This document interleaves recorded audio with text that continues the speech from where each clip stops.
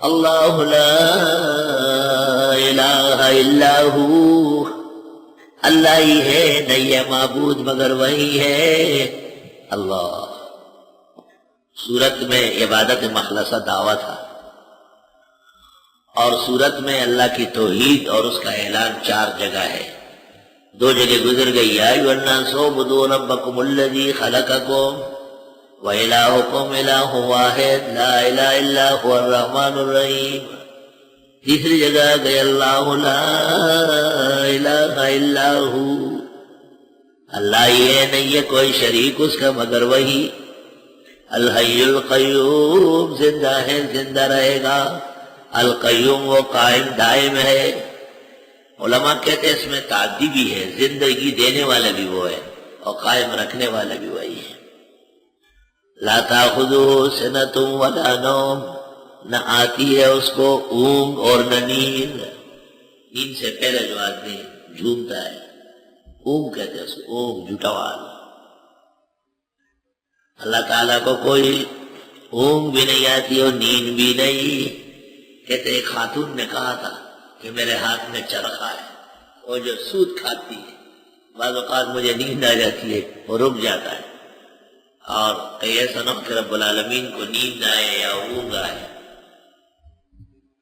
تو آسمان و زمین ٹوٹ جائے گے۔ لا تاخذہ جواب آیا کہ اس کو نہ اونگ آتی ہے اور نہ نیند آتی ہے۔ امام شافعی نے کہا تھا جو منکر تھا خدا کی خدائی کا، اس کو کہا کہ 2 انڈے لے لو اور کھڑے ہو جاؤ۔ وہ 2 انڈے لے کے کھڑا ہو گیا، تھوڑی دیر میں اس کو نیند آئی، دونوں ہاتھ سے گر گئے، ٹوٹ گئے۔ تو امام شافعی نے کہا ایک انڈا رکھنے کی صلاحیت نہیں، اور اتنے آسمان و زمین بغیر کسی صانع اور کاریگر کے قائم دائم ہے۔ اللہ لا الہ الا ہو حدیث میں ہے، قرآن کی بڑی آیات میں سے، یعنی برکت خیر اور فوائد و برکات کے اعتبار سے یہ بڑی آیت ہے۔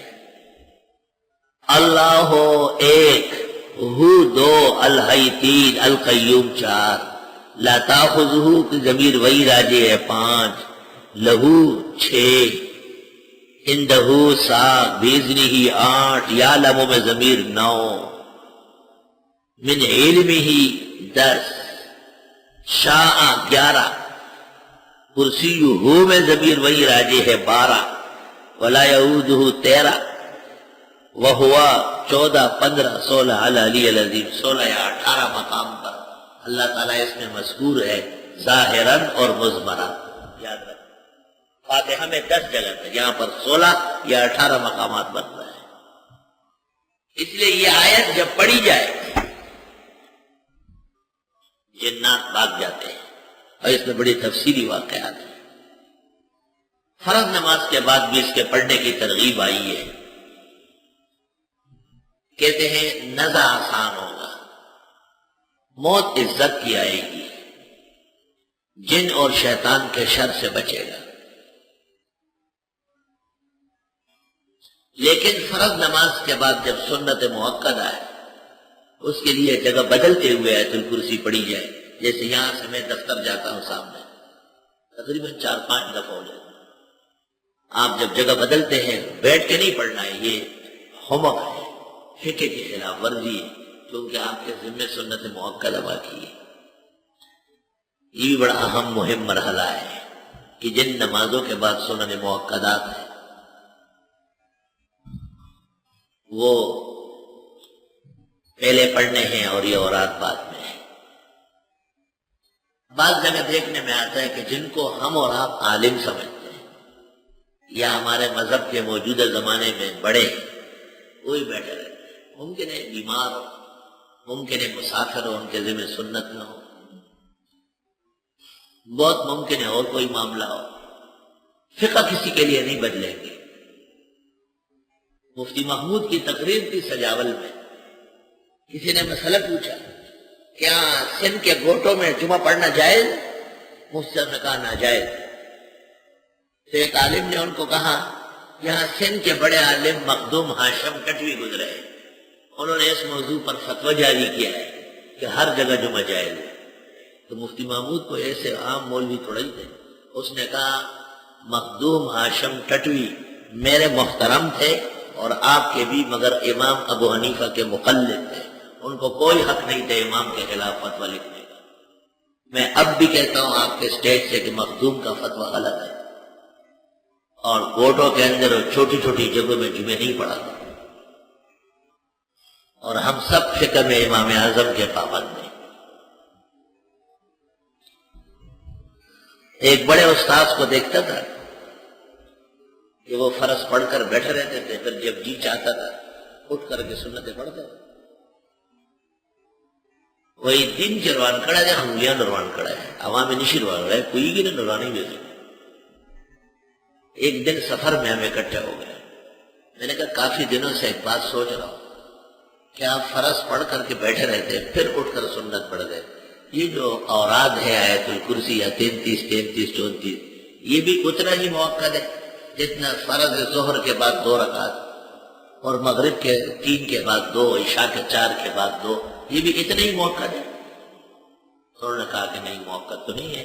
میں نے کیا ہے کہ تطوع ہے، تنفل ہے، مشکل سے استحباب ہے۔ کیا غیر موقت کام سے موقت کو مؤخر کرنا یہ فقہ؟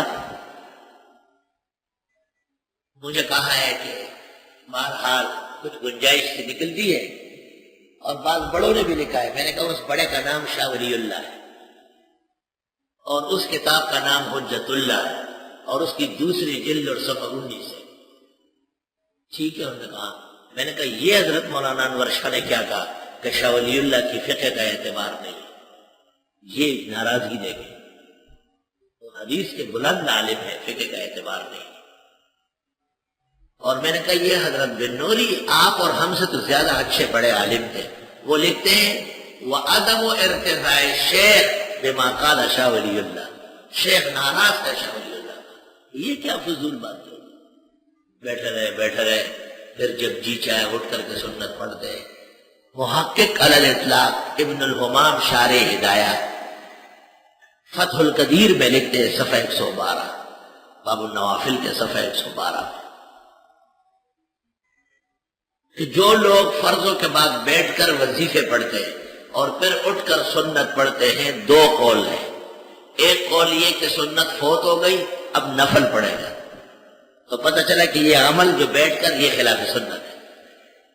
اور دوسرا قول یہ ہے کہ نہیں، پڑھے گا تو اب بھی سنت، مگر خلاف سنت طریقے سے پڑھے گا۔ ہر دونوں بات باعث خطرہ ہے۔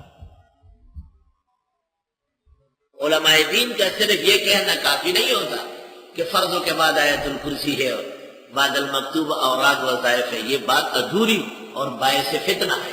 ساتھ کہا کریں کہ جن نمازوں کے بعد سنن موقدہ نہیں ہے، جیسے فجر اور عصر پہ شک آپ پڑھیں، لیکن جن نمازوں کے بعد سنن موقدات ہیں جیسے ظہر مغرب عشاء، ان میں سنتیں پڑھ کر اس کے بعد یہ اوراد وظائف آیت الکرسی پوری کیا جائے۔ میں پورا مسئلہ اس لیے بتاتا ہوں کہ آپ دین پڑھنے آئے، قرآن مکمل دین ہے اللہ کے فضل سے، تاکہ آپ کسی مسئلے میں غلطی نہ کریں اور کسی کا محتاج نہ ہو، اور کسی کی وجہ سے وسوسے میں نہ پڑیں۔ اب بھی اگر آپ نہیں سمجھے تو یہ آپ کی بہت بڑی بدبختی ہوگی، اس سے بڑی بدبختی پر دوسری نہیں ہو سکتی۔ ہر بات مدلل مفصل ہے۔ حسن اتفاق سے میرا ایک جواب اکوڑا خٹک کے ایک مفتی کے رد میں آیا ہے الاحسان میں۔ ان سے پوچھا گیا تھا تو انہوں نے کہا کہ فرضوں کے بعد یہ اوراق پڑھ کر پھر سنت پڑھ لے، کوئی غلط نہیں۔ لیکن یہ بلا الہ غلط مشی ہو عبید کافر پڑھا۔ میں نے قلم برداشت تھا، فل فور چھٹ پٹ الاحسان تیار تھا، 29 کتابوں کی عبادتیں اور حوالے لکھ کے مضمون شائع کیا اور ان کو بھی بھیجا۔ اللہ جزائے خیر دے ہمارے دینی محترم بھائی مولانا عبدالقیوم حقانی کو، انہوں نے القاسم میں میرا خط اور مسئلہ دونوں شائع کیا۔ میں نے مفتی کو خط لکھا کہ یہ بھی کوئی فتوے کے آداب ہے جو آپ نے شروع کیے اور لوگوں کو دین و سنت سے ہٹا کر کمزور اعمال پر لگا رہا ہے۔